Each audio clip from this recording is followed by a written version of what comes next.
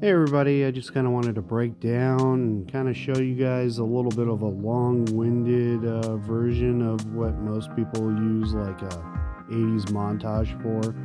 This is the amount of prep work that we had to do for this G20, the 93 G20 that we have. It was a conversion kind of van where like it had wheelchair accessible, but underneath of the carpet is this foam that we have to scrape up. With that foam, we try to use like a wire brush with like a little blade on the end. Maybe not the best way, but it was the best way that we could find at the time. During that time that Nicole was here, scraping it all up, I'm trying to cut the remainder of these bolts out. With these bolts, I try to use a Sawzall.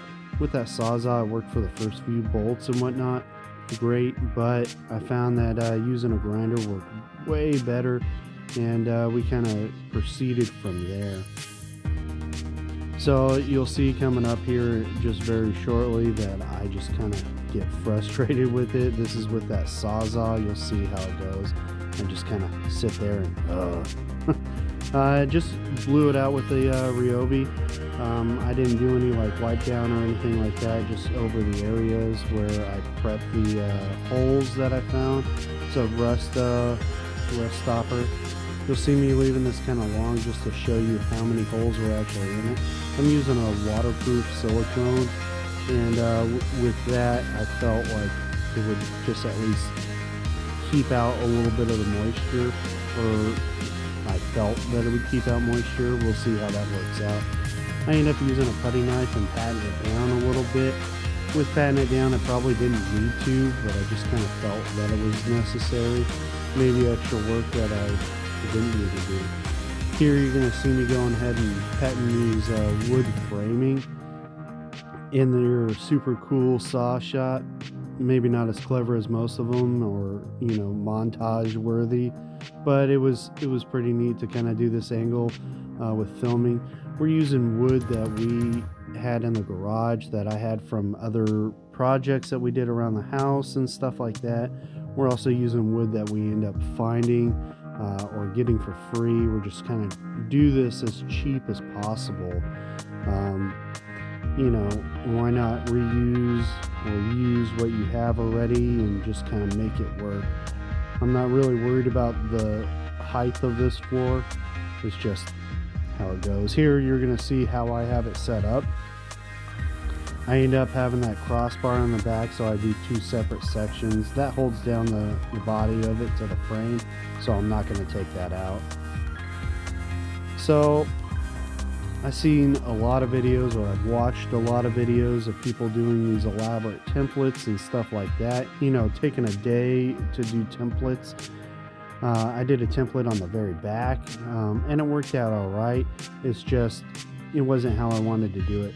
So from here, what I ended up doing is I brought the entire sheet of plywood into the van, and then I did my measurements, and then I kind of scaled it back an inch or so, and then from there I made small tiny adjustments as we go on, just to make sure that it fits how I want it to fit. You'll see that it's a little bit wide right now. I'm actually doing a seam right down the center, as you probably saw where my framework is, just so I can screw the screw the screws into the dealer-bob. How's that work out?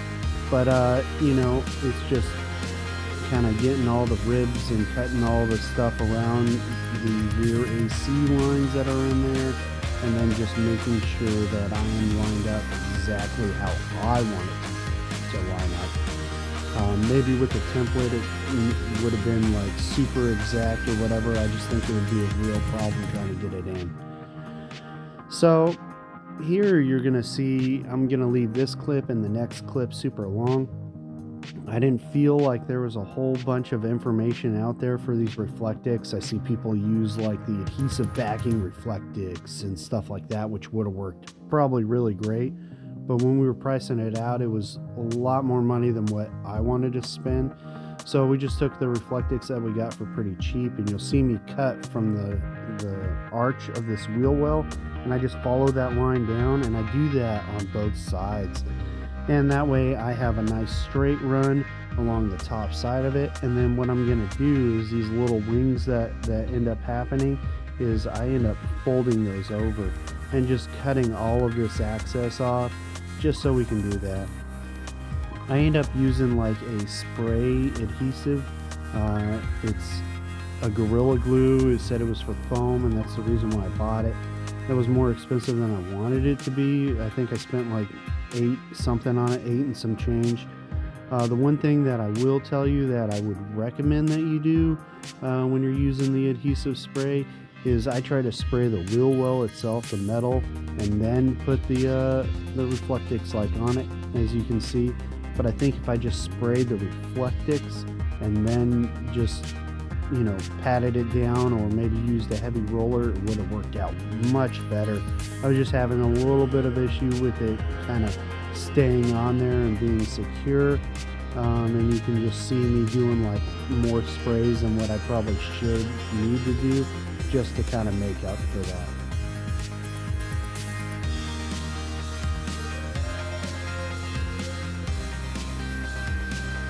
So over this next video here, you're going to kind of pretty much see me do most of it. I do want to tell you that yes, I am leaving my walls up as of right now, and so I'm trying to stuff things, but we're leaving that up because we just want to be able to take our maiden voyage but have our floor done and our bed done, and we have like 2 weeks to do this stuff, and I work full-time, so there's not much time to do this stuff in.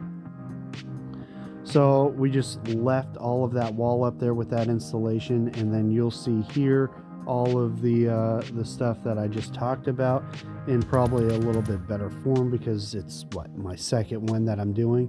I will tell you that using this little safety blade or safety razor that we have left the edges kind of jagged and not pretty, even though it's going to be hidden.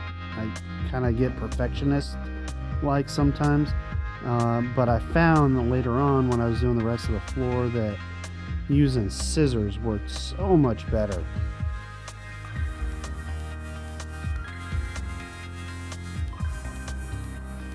You see there, I started to spray that Reflectix instead, and like I said, it worked a lot better on that deal.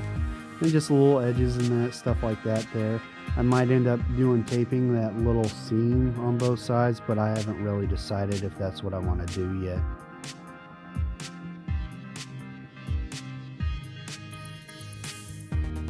Coming up here, you'll see Nicole. She's painting these boards or priming these boards. We're going to be using like peel and stick vinyl flooring, just because we got it for an amazing deal. So with that, we didn't feel like it would stick to the plywood itself, so she went out and she got some fairly inexpensive primer, so we can put it over it and kind of go from that point and work our way, and hopefully this peel and stick ends up working out. We haven't really put any of that on yet, maybe just a little bit. We weren't having the best luck, but we'll see how that works out later on. And then coming up, you're going to see how I set everything up, really. I'm using styrofoam insulation. With the styrofoam insulation, it would fit my budget. And then I'm just putting Reflectix over it. I'm not using foil stuff. I'm just kind of trapping that air in between all those areas with regular painter's tape. And this is with the subfloor and how it looks. Thanks for watching. I appreciate it, and there should be more to come.